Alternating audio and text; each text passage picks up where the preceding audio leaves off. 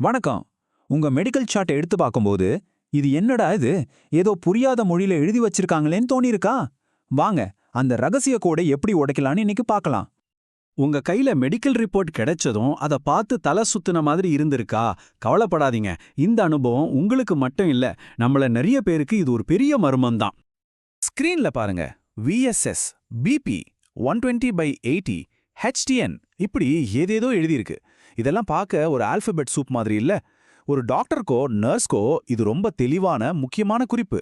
ஆனா நம்மள மாதிரி சாதாரண மக்களுக்கு இது ஒரு புரியாத புதிர் மாதிரி தான் இருக்கு. அப்போ இங்க ஒரு முக்கியமான கேள்வி வருது. இந்த மெடிக்கல் டேர்ம்ஸ் எல்லாம் நோயாளிகளான நம்மள எதுவுமே தெரியாம இருட்டுல வைக்கிறதுக்காக உருவாக்குன ஒரு சீக்ரெட் கோடா? சுருக்கமா சொல்லணும்னா, இல்ல, இது ஒரு ரகசிய சதி எல்லாம் கிடையாது. உண்மையிலே இந்த நோட்ஸ் எல்லாம் டாக்டர்ஸ், நர்ஸ் மாதிரி ஹெல்த் கேர் ப்ரொஃபஷனல்ஸ் ஒருத்தருக்கு ஒருத்தர் வேகமா பேசிக்கிறதுக்கான ஒரு டூல் தான். அவங்களோட அதிவேக கம்யூனிகேஷன் சிஸ்டம்னு வச்சுக்கோங்களேன். சரி, இது சீக்ரெட் கோடு இல்லனா அப்போ எதுக்கு இவ்ளோ சிக்கலான ஒரு சிஸ்டம்? இதுக்கு பின்னாடி என்ன காரணம் இருக்குன்னு பார்க்கலாம் வாங்க. இதுக்கு ரெண்டு முக்கிய காரணம் தான்: வேகம் அப்புறம் செயல்திறன். ஒரு பரபரப்பான ஹாஸ்பிட்டல்ல டாக்டர்ஸும் நர்ஸும் ஒருத்தர்கிட்ட ஒருத்தர் ரொம்ப வேகமா விஷயத்த சொல்லணும்.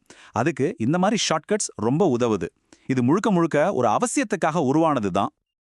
ஆனா இந்த வேகம் நோயாளிகளுக்கும் டாக்டர்களுக்கும் நடுவுல ஒரு பெரிய கம்யூனிகேஷன் கேப்பை உருவாக்குது. இது நீங்க மட்டும் ஃபீல் பண்ற விஷயம் இல்ல. 2023ல NIH பண்ண ஒரு ஸ்டடியில என்ன சொல்றாங்கன்னா, PCP அதாவது பிரைமரி கேர் ப்ரொவைடர்ங்கிற வார்த்தைக்கு வெறும் 18% பேருக்கு தான் அர்த்தம் தெரிஞ்சிருக்கு. அதே மாதிரி CBC அதாவது கம்ப்ளீட் பிளட் கவுண்ட்டுக்கு வெறும் 14% பேருக்கு தான் அர்த்தம் புரிஞ்சிருக்கு. பாருங்க, இது எவ்வளவு பெரிய தகவல் தொடர்பு பிரச்சனைன்னு. சரி, வாங்க இப்போ இந்த கோடை உடைக்க ஆரம்பிக்கலாம். முதல்ல உங்க ரிப்போர்ட்ல நீங்க பொதுவா பார்க்குற 4 முக்கியமான அறிகுறிகள்ல இருந்து ஆரம்பிப்போம். முதல்ல பாடி டெம்பரேச்சர், அதாவது உடல் வெப்பநிலை. இது உங்க உடம்போட மைய வெப்பத்தை குறிக்குது. நம்ம உடம்புல நடக்கிற கெமிக்கல் ரியாக்ஷன்ஸ் எல்லாம் சரியா நடக்க இது ரொம்ப முக்கியம். பொதுவா 37 டிகிரி செல்சியஸ் தான் நார்மல் டெம்பரேச்சர்னு சொல்லுவாங்க. ஆனா உண்மையில 36 டிகிரில இருந்து 37.5 டிகிரி செல்சியஸ் வரைக்கும் இருந்தாலே அது ஆரோக்கியமானது தான். சரி, உங்க டெம்பரேச்சர் ரொம்ப அதிகமாவோ இல்ல ரொம்ப குறைவாவோ இருந்தா என்ன அர்த்தம்? 37.8 டிகிரி செல்சியஸ்க்கு மேல போனா அது காய்ச்சல். இது உடம்புல ஏதோ இன்ஃபெக்ஷன் இருக்குன்னு காட்டலாம். அதே மாதிரி 35 டிகிரிக்கு கீழே போச்சுன்னா அதுக்கு பேரு ஹைப்போதெர்மியா, அதாவது உடம்பு சூட்டை இழந்துருச்சுன்னு அர்த்தம். அடுத்தது பல்ஸ் அல்லது ஹார்ட் ரேட், அதாவது நாடி துடிப்பு. இது ஒரு நிமிஷத்துக்கு உங்க இதயம் எத்தனை தடவை துடிக்குதுங்கிறத அளக்குது. ஆரோக்கியமா இருக்கிற பெரியவங்களுக்கு ஒரு நிமிஷத்துக்கு 60ல இருந்து 100 துடிப்புகள் வரைக்கும் இருக்கலாம். டாக்டர்ஸ் பொதுவா இதை நம்ம மணிக்கட்டுல இருக்கிற ரேடியல் ஆர்டரியில தான் செக் பண்ணுவாங்க. மூணாவது முக்கியமான விஷயம் ரெஸ்பிரேட்டரி ரேட், அதாவது சுவாச விகிதம். இது ரொம்ப சிம்பிள். ஒரு நிமிஷத்துல நீங்க எத்தனை தடவை மூச்சு விடுறீங்கிறது தான் இது. பெரியவங்களுக்கு ஒரு நிமிஷத்துக்கு 16ல இருந்து 20 தடவை மூச்சு விடுறது நார்மல்.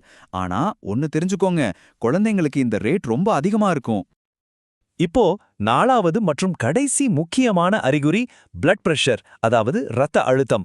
உங்க இதயம் ரத்தத்தை பம்ப் பண்ணும்போது ரத்த குழாய் சுவர்கள்ல ஏற்படுற அழுத்தத்தை தான் இது அளக்குது. பிளட் பிரஷர்ல எப்பவுமே 2 நம்பர் இருக்கும் இல்லையா? அதுல மேல இருக்கிற நம்பர் சிஸ்டாலிக், அது இதயம் துடிக்கும் போது இருக்கிற பிரஷர். கீழே இருக்கிற நம்பர் டயஸ்டாலிக், அது இதயம் ரெஸ்ட் எடுக்கும்போது, அதாவது 2 துடிப்புகளுக்கு நடுவுல இருக்கிற பிரஷர். உயர் ரத்த அழுத்தத்தை ஹைப்பர் டென்ஷன் சொல்லுவாங்க. அதோட ஷார்ட் ஃபார்ம் தான் HTN. அதே மாதிரி குறைந்த ரத்த அழுத்தத்தை ஹைப்போடென்ஷன் சொல்லுவாங்க. இந்த வார்த்தைகளை நீங்க உங்க மெடிக்கல் சார்ட்ல அடிக்கடி பார்க்கலாம். சரி, இந்த 4 முக்கிய அறிகுறிகளை தாண்டி உங்க சார்ட்ல அடிக்கடி வரக்கூடிய சில பொதுவான அளவீடுகள் அப்புறம் ஷார்ட்கட்ஸ் என்னென்னு இப்ப பார்க்கலாம். வலி, இத சில சமயம் 5வது வைட்டல் சைன் கூட சொல்லுவாங்க. அப்புறம் ஆக்சிஜன் சேச்சுரேஷன், அதாவது O2 சாட்ஸ், மற்றும் பாடி மாஸ் இண்டெக்ஸ், அதாவது BMI. இதெல்லாம் உங்க சார்ட்ல நீங்க பார்க்கக்கூடிய முக்கியமான விஷயங்கள். உங்க ரிப்போர்ட்ல VSSன்னு பாத்தீங்கன்னா பயப்படாதீங்க. அதுக்கு அர்த்தம் வைட்டல் சைன்ஸ் ஸ்டேபிள், அதாவது உங்க முக்கியமான அறிகுறிகள் எல்லாம் ஒரு நிலையான அளவுல இருக்கு, ஆபத்தான அளவுக்கு மாறலன்னு அர்த்தம். இது ஒரு நல்ல செய்தி தான். அதே மாதிரி WNL அப்படின்னா வித்தின் நார்மல் லிமிட்ஸ்னு அர்த்தம். அதாவது உங்க செக்கப் முடிவுகள் எல்லாமே உங்க வயசுக்கும் பாலினத்துக்கும் ஏத்த மாதிரி நார்மலா இருக்குன்னு சொல்றாங்க. சரி, இதையெல்லாம் தெரிஞ்சு வச்சுக்கிறது ரொம்ப உதவியா இருக்கும். ஆனா இப்ப நாம கடைசி அதே சமயம் ரொம்ப ரொம்ப முக்கியமான ஒரு பகுதிக்கு வந்திருக்கோம். உங்க ஆரோக்கியத்தை பாத்துக்க உங்க கையிலேயே இருக்கிற ஒரு சக்தி வாய்ந்த கருவி பத்தி தான் பேச போறோம். இவ்ளோ விஷயங்களை பார்த்துட்டோம். அப்போ இந்த மெடிக்கல் கோட உடைக்கிறதுக்கான உண்மையான சாவி என்னவா இருக்கும்னு நினைக்கிறீங்க? அந்த உண்மையான சாவி என்ன தெரியுமா? ரொம்ப சிம்பிள். கேள்வி கேட்கறது. ஆமாங்க, அவ்வளவுதான். இங்க நம்ம நோக்கம் ஒரு மெடிக்கல் டிக்ஷனரிய மனப்பாடம் பண்றது இல்ல. உங்க டாக்டர் கிட்ட பேசி உங்க சந்தேகங்களை தெளிவுபடுத்திக்கிறது தான். அதனால நீங்க புரிஞ்சுக்க வேண்டிய முக்கியமான விஷயம் இதுதான். ஒரு விஷயம் நமக்கு தெரியாம இருக்கிறது தப்பே கிடையாது.